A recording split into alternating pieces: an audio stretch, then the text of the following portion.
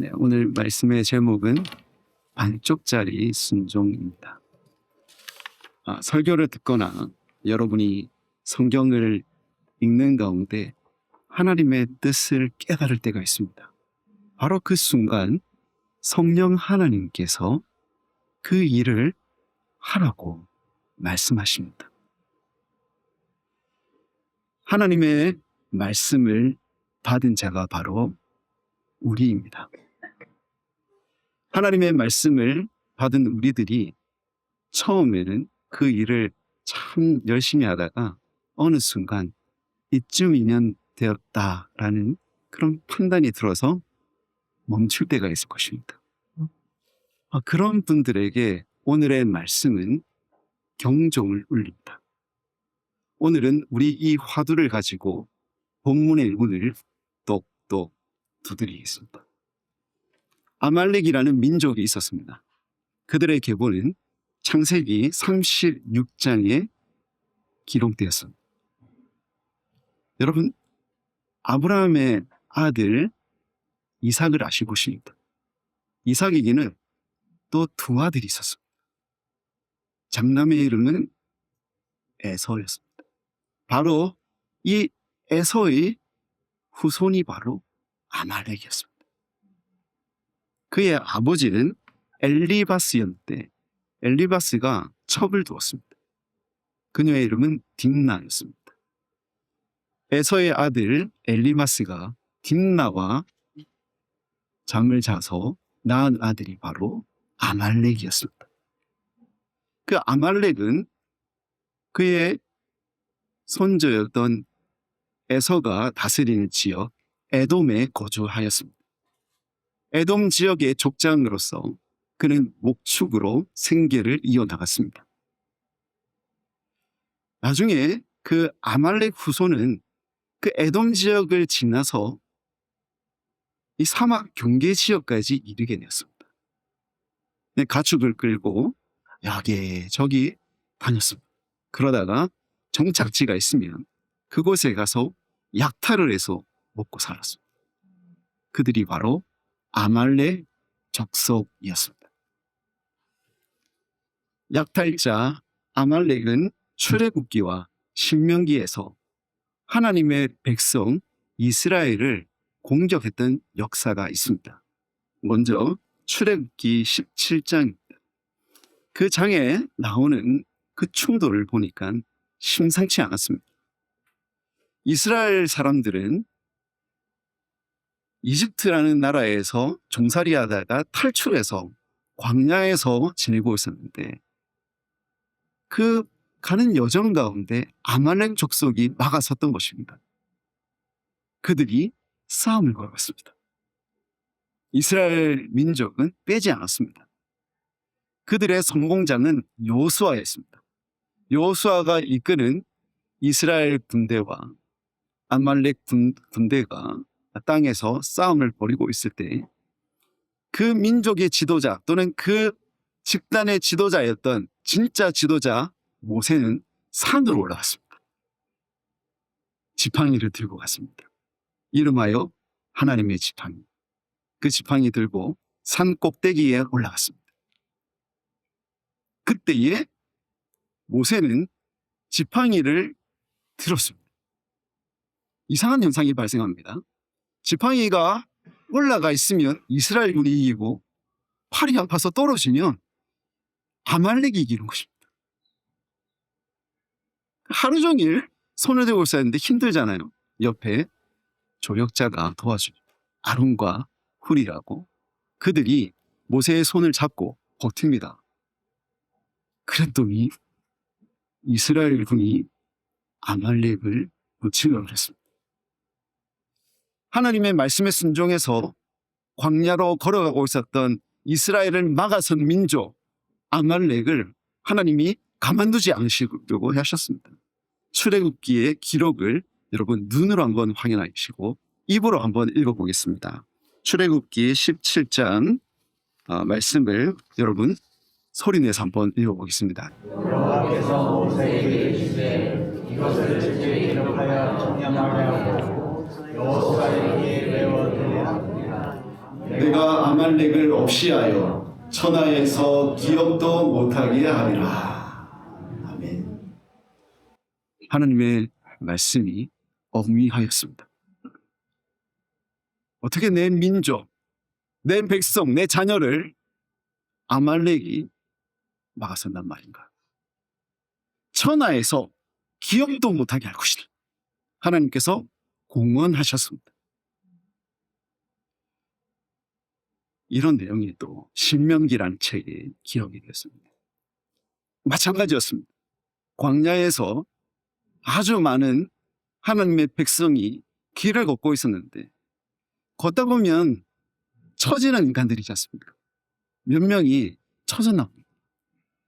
정확한 수는 알 수 없지만 그 처진 사람들을 이 아말렉 사람들이 와서 공격하였습니다. 그때 하나님께서 한 번 더 말씀하셨어요. 여러분 집중해서 오늘 총 3번 읽을 건데 두 번째 말씀입니다. 더 보여주시죠. 신명기 25장 19절. 그러므로 내 하나님 여호와께서 내게 기업으로 주어 차지하게 하시는 땅에서 내 하나님 여호와께서 사방에 있는 모든 적군으로부터 내게 안식을 주실 때에 너는 천하에서 아말렉에게 기업을 지을 수 없으리라. 너는 잊지 말지니라. 아멘. 모든 적군으로부터 이스라엘이 안식을 줄 때가 있을 것이다. 너는 그때가 되면 천하에서 아말렉이라는 그 모든 존재에 대한 기억을 지워버려야 할 것이다. 너 절대 잊어서는 안 된다. 여호와께서 말씀하셨습니다. 2번이나 아말렉을 이 지구상에서 말살시켜버리겠다. 기억도 못하게 하겠다. 주님께서 말씀하셨습니다. 하지만 이때는 아직 찾아오지 않았습니다. 언제 그때가 될 것인가? 언제 그때가 될 것인가? 어느 날 하나님의 말씀이 선지자 사무엘을 통해서 사울이라고 하는 이스라엘 초대 왕에게 전파되었습니다. 오늘 본문 3절입니다. 볼 필요는 없고 제 말씀을 들으시면 주님께서 이렇게 말씀하십니다. 지금이다. 지금 가라. 여러 가지 동사가 사용되는데 첫 번째, 지금 가라였습니다. 너 지금 가라. 아말렉을 쳐라. 두 번째. 세 번째는 그에게 있는 모든 것들을 진멸하라. 마지막으로 남기지 말고 죽이라. 역사에서 하나님께서 한순간 말씀하셨습니다. 내 새끼를 괴롭히는 저 아말렉 내가 지워버리겠다. 아주 오랜 시간이 지나서 하나님께서 이제 때를 마련하시고 지금이다. 지금 가라. 쳐라. 진멸하라. 남기지 말고 죽이라. 말씀하셨어요. 이 말씀을 받은 이 영광스러운 하나님의 말씀을 받은 사울은 이스라엘의 군대를 소집합니다. 보병이 20만이요. 유다가 1만이었습니다. 초창기 사울이 왕이 되었을 때 그때는 정말 초라한 수의 병력이 다였는데 이제는 꽤 많은 병력이 모아졌던 것 같습니다. 이들을 데리고 아말렉 시티로 갑니다. 아말렉 사람들이 있었던 그 지역으로 향합니다. 그리고 함께 했던 군인들을 골짜기에 매복시킵니다. 전령을 보냅니다. 아말렉 도시에 있는 겐 사람들에게 메시지를 전합니다. 이스라엘과 겐 사람들의 역사가 있었습니다. 꽤 괜찮았습니다. 이스라엘의 출애굽 리더였던 모세의 장인이 겐 사람이었습니다. 그리고 사사기를 읽어보면 이스라엘을 20년이나 괴롭힌 가나안 사람들이 있었는데 그 가나안 왕 야빈에게는 실제로 이스라엘을 괴롭히는 군대 장관이 있었습니다. 그의 이름은 시스라였습니다. 이 시스라를 군인이 아닌 한 여인이 죽였습니다. 바로 그 여인의 남편이 겐 사람이었습니다. 그렇다면 겐이라고 하는 이 사람들은 이스라엘에게 좋은 기억으로 남아있는 이웃이나 마찬가지였는데 이들이 아말렉 시티에 모여서 같이 살고 있었습니다. 누구랑? 아말렉 사람들이랑. 그래서 그들을 같이 죽일 수는 없잖아요. 밀서를 전달했더니 그 편지를 읽었던 이 겐 사람들, 솔직히 당시에는 글을 읽는 사람들이 거의 없었을 것이기 때문에 아마 사람을 통해서 메시지를 들었겠죠. 그 말을 들었던 그 겐 사람들은 조용히 그 지역에서 탈출합니다. 때가 되었습니다. 지금 이스라엘의 그 20만의 그 군인들이 아말렉 도시를 둘러싸고 아말렉에 있는 사람들 보이는 대로 쳐 죽였습니다. 사람뿐만이 아니었습니다. 짐승들도 다 죽여버렸습니다. 단지 그 아말렉의 왕과 그 소유 조금만 남겼어요. 여러분, 마지막으로 읽는 본문입니다. 오늘 본문 9절입니다. 함께 힘을 내어서 읽어보겠습니다. 준비, 시작.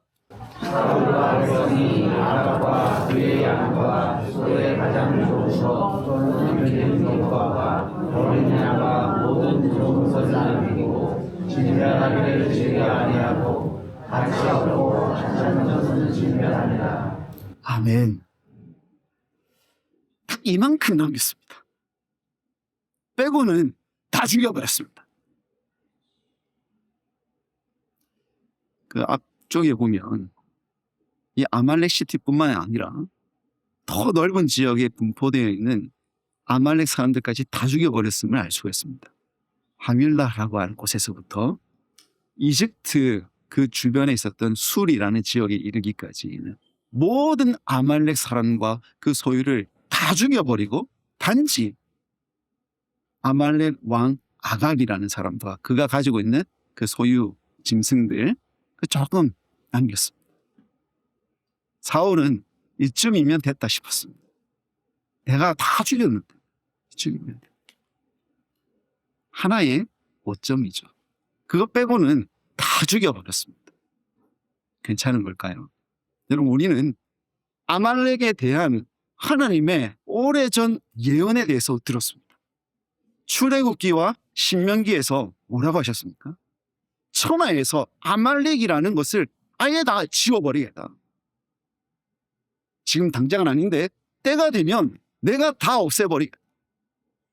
그것을 이행하도록 사울에게 기회를 주셨습니다. 그런데 이 사울이라는 인간이 그 역사를 다 무시하고 하나님의 말씀을 그냥 가볍게 여기면서 이쯤이면 어때? 했던 것입니다. 여러분, 그쯤 괜찮으십니까? 어떻게 보십니까? 만약 인간적인 관점에서 보면 충분했을 것입니다. 그 정도 하면 되지. 그 넓은 지역에 다 돌아다니면서 싹을 다 죽이고 그 소유를 다 불태웠던 그 이스라엘 사람들, 그를 지휘했던 사울, 정말 대단했습니다. 충분합니다. 여러분, 이렇게 생각하십니까? 만약 그 역사를 모르면 그렇게 생각할 수도 있습니다. 그러나 그 오래전 출애굽 시대의 그 역사에서 하나님이 말씀하셨던 그 말씀을 기억하고 있는 사람은 절대로 하지 말아야 했던 짓입니다. 그것을 사울이 했습니다. 하나님이 누군가에게 말씀하셨습니다. 그 말씀을 인식하는 순간 그는 그 말씀을 이행하려고 했습니다. 마치 하윌라에서 이집트 그 변방까지 이르는 모든 지역을 돌아다니며 하나님이 말씀하신 아말렉 백성을 죽이는 것과 같이 정말 최선을 다해서 노력합니다. 그러다가 딱 하나 또는 2개 정도 빼고는 다 해서 안심하는 사람들이 있습니다. 안도의 한숨을 내쉽니다. 내가 이만큼 했다. 그런 생각으로 일을 안이하게 처리해버린 이 사람, 그는 누구의 말씀을 다 지키지 못한 것입니까? 만군의 여호와이신 하나님의 말씀을 다 지키지 않은 것입니다. 오늘 말씀 여러분 9절을 읽었는데 이 9절의 주어는 사울과 백성이라고 되어 있습니다. 그런데 남기다에 해당하는 이 동사의 형태가 좀 예사롭지 않습니다. 사울과 백성이라고 하면 복수 형태로 기록이 되어야 되는데 여기에는 3인칭 남성 단수로 되어 있습니다. 그 말은 백성이 주체가 아니라 사울이 주체라는 것입니다. 하나님의 말씀이 선지자 사무엘을 통해서 사울 한 사람에게 들어갔는데 이 사울이 백성을 시켜서 그것만 남겨라고 시켰던 것입니다. 그래서 남기다의 주어는 사울이 된 것입니다. 이 사울은 하나님 말씀의 무게를 전혀 인식하지 않았던 것입니다. 이쯤 어때? 교역자들은 명말을 두려워합니다. 우리 교회는 그렇게 교사들이 많지 않아서 특별한 그런 거 없지만 찬양팀도 그렇습니다. 교역자는 어떤 분야에 있어서 담당자이기도 하지 않습니까? 한 교역자가 주일학교를 맡고 있었는데 누군가 찾아와서 이렇게 말합니다. 목사님, 제가 교사로 섬길 수 있겠습니까? 왜 당신은 교사로 섬기려고 하십니까? 제가 하나님 말씀 듣는데 하나님께서 저에게 교사로 섬기라는 마음을 계속 주십니다. 근데 언제까지 섬기시겠습니까? 한 20년 정도는 섬기고 싶습니다. 근데 막상 교사를 해보면 1년이 쉽지 않습니다. 여러분 중에서 지금 웃으면서 고개를 끄덕끄덕 하시는 분들은 교사를 해본 분들이실 것입니다. 특히 주일학교는 그 정도 여력이 되면 달란트 잔치라는 것을 합니다. 달란트 잔치하면 떡볶이도 만들고 어디 가서 음식도 사오거나 또는 물품 같은 거 사와서 진열하고 아이들에게 달란트 잔치를 할 수 있는 시스템을 만들어서 제공하고 매일 체크했다가 그것이 되면 때가 되면은 그것을 아이들에게 제공합니다. 달란트라는 걸 제공하죠. 그러면 그 시장이 열렸을 때 달란트 주고 음식을 사 먹습니다. 물건을 삽니다. 근데 이거 한 번 하기도 쉽지 않거든요. 근데 이게 분기마다 있습니다. 분기마다. 1년에 4차례 할 때마다 교사들이 하는 마음이 제발 이번에는 나를 시키지 마십시오. 그런데 1년이 다 차고 나면은 그거는 조족지혈에 불과합니다. 거대한 수련회라는 것이 겨울에도 있고 여름에도 있고 그 외에 잔잔한 행사들이 그렇게 많고 매주 예배에는 해야 될 것들이 왜 이렇게 많습니까?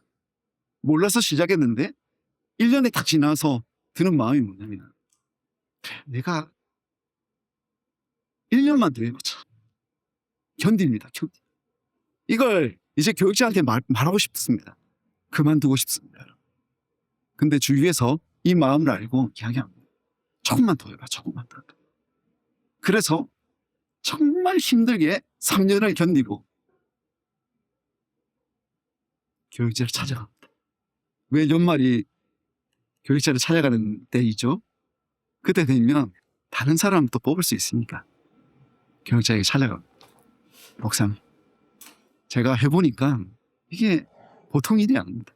1년만 하고 그만두려고 했는데 제가 한 일도 있고 2년 정도 하려고 했는데 제가 더 견디고 견디다가 이제 3년이 돼서 이야기합니다. 제발 저 막지 마시고 그만두게 해주십시오. 그때 목회자가 이야기합니다. 선생님, 저랑 하신 약속이 아니라 하나님과 하신 약속이잖아요. 저는 그만두게 하실 수 있어요. 근데 괜찮으시겠습니까? 하나님과의 약속의 그 무게가 그 정도이십니까? 여러분, 여러분 생애에 어떤 하나님의 말씀을 받으셨습니까? 그때는 뜨거운 마음으로 내가 열심히 하겠습니다. 특히 직분자들 집중하시기 바랍니다. 직분을 받을 때 그런 다짐을 하지 않습니까? 내가 집사가 된다면 최선을 다하겠습니다. 교회 일이라면 내가 뛰어가서 하겠습니다. 그러다가 안수집사 투표를 해서 안수집사가 되면 진짜 내가 교회 기둥과 같은 일을 하겠습니다. 아무도 안 나오더라도 내가 교회를 쓸고 어떤 일이 있으면 내가 달려가겠습니다. 그리고 권사 투표가 있으면 주님, 제가 다른 건 몰라도 기도하는 거 놓치지 않겠습니다. 언제든지 나와서 내가 기도하겠습니다. 장모 투표가 있으면 내가 정말 섬기는 종으로서 남들 보지 않는 데 와서 내가 섬기고, 신방할 일이 있으면 내가 신방하겠습니다. 장로는 신방의 사람이잖아요. 25인의 신방의 사람의 대표자들이지 않습니까? 내가 신방하겠습니다. 그렇게 다짐했던 분들, 시간이 지났을 때 어떠하십니까? 이쯤이면 됐다는 마음이 드십니까? 아갓 왕과 그 소유 정도만 남기는 거, 이 정도 빼고 내가 다 죽였는데 이 정도 하면 어떻습니까? 근데 그 다짐을 했던 분은, 여러분이 다짐했던 그 대상은 천지를 창조하셨으며 온 우주를 주관하시는 하나님이십니다. 저와의 약속도 아니고 그분과의 약속이십니다. 혹시 몸이 좀 힘드시다고, 또는 어떤 사정이 있다고 못하겠다고 이야기하십니까? 이쯤이면 됐다고 이야기하십니까? 여러분, 저에게 하실 변명이 아니고, 또는 다른 교육자에게 하실 그런 말이 아니고 하나님께 여쭤보십시오. 하나님께서 뭐라고 하실지. 안타깝게도 다음 주일에 하나님께서 어떻게 하시는지 볼 것입니다. 다음 주에 오셔서 또 그 다음 내용도 들으시기 바랍니다. 오늘 저는 여러분에게 이야기합니다. 하나님께서는 어느 정도면 됐다라고 하는 그런 순종, 그것을 반쪽짜리라고 하는데, 그런 반쪽짜리 순종이 아니라 온전한 순종을 요구하고 계십니다. 그것은 하나님께서 저 오래전부터 계획하셔서 그것을 여러분에게 위임한 것입니다. 그것을 우리 임의로 재단하여서 이 정도면 됐지 않은 순간 그것은 불순종이 된 것입니다. 여기 있는 모든 분들이 그 무게를 인식하고 하나님의 말씀을 순종하는 순종의 사람 되시기를 축복합니다. 기도하겠습니다.